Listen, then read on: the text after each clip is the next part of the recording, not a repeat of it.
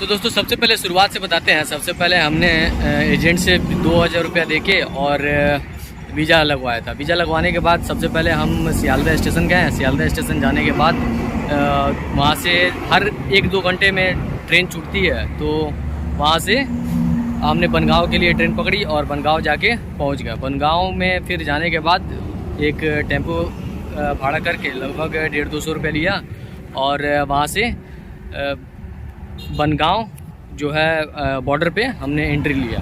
और वहाँ पर कुछ एक्सचेंज वगैरह अगर करना चाहें पैसा तो आप वहाँ से कर सकते हैं, लेकिन सही रहेगा वहीं से ही करना, क्योंकि अंदर जाने के बाद पता नहीं कौन सा प्रॉब्लम आ जाए। इसलिए सबसे पहले वहाँ पर आपको ये पैसा एक्सचेंज कर लेना पड़ेगा।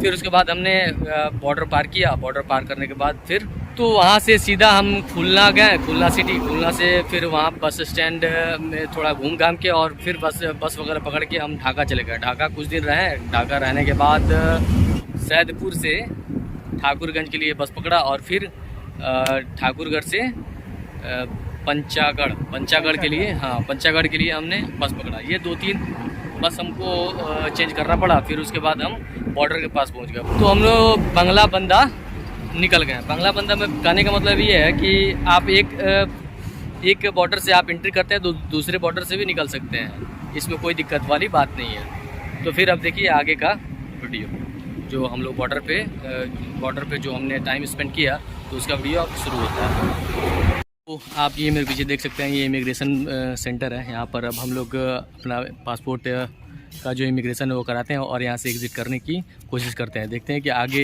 एग्ज़िट कर पाते हैं या फिर कोई परेशानी आती है तो अपडेट करते हैं आपको सबसे पहले एक डिपार्चर का कार्ड आपको फिल करना होगा। उसके बाद ये आप फिल करने के बाद ये आप डिपार्चर कर पाएंगे। तो मैंने फिल कर दिया है पासपोर्ट में के साथ और अब चलते हैं डिपार्चर करने के लिए आगे प्रोसेसिंग में। एक डॉक्यूमेंट का बहुत ज़्यादा ज़रूरत पड़ा, वो कोविड का जो सर्टिफिकेट होता है वो नहीं था। कम से कम 5 किलोमीटर हम लोग को जाना पड़ा। फिर बहुत ज़्यादा परेशानी हुआ, मान ही नहीं रहा था इमिग्रेशन सेंटर पे, तो करा के फिर लेके देना पड़ा, तब जाके माना। अब फिर आगे चलते हैं। वहाँ पर इंडियन जो चेक पोस्ट था वहाँ पे देखते हैं कि वहाँ पे लगता है कि नहीं लगता है।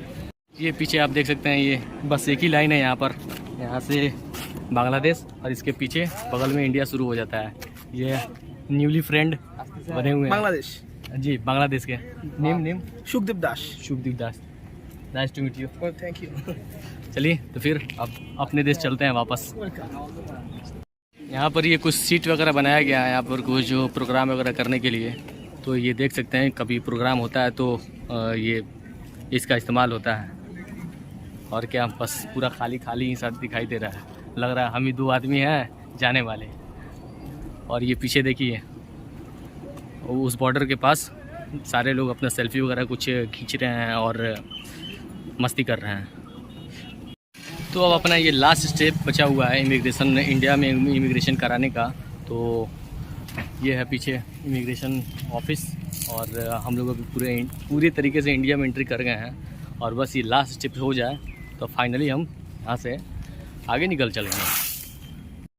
तो दोस्तों इमिग्रेशन का पूरा मामला ख़त्म हो गया। अब हम लोग एकदम फ्री हो गए, यहाँ से पूरा एकदम काम ख़त्म हो गया। अब जो भी इसके अलावा पैसा वगैरह कुछ बचे हुए हैं तो उसको हम एक्सचेंज करा लेते हैं और फिर आगे अब हम चलते हैं अपने अगले सफ़र की तरफ। तो अभी हम लोग सिलीगुड़ी ही जाने वाले हैं। सिलीगुड़ी से प्रोग्राम बनाएंगे कि कैसे आगे क्या करना है। दोस्तों यही था पूरा वीडियो बॉर्डर क्रॉसिंग का, बांग्लादेश टू इंडिया का बॉर्डर क्रॉसिंग का पूरा वीडियो। तो उम्मीद है आपको पसंद आया होगा। तो चलिए मिलते हैं अब अगले वीडियो में, तब तक के लिए बाय।